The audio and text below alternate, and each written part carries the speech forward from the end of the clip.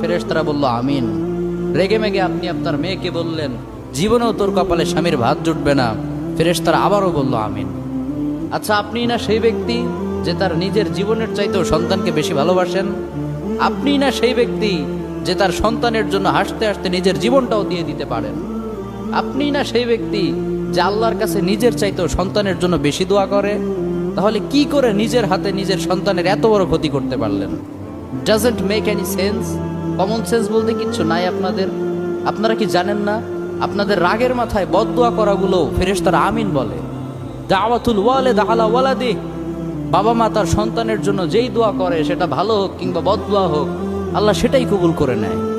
এজন্য খবরদার, never curse your children.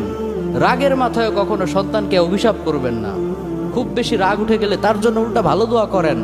কাবা শরীফের একজন ইমাম আছে, ইমাম আল কালবানি, তার মায়ের যখন প্রচন্ড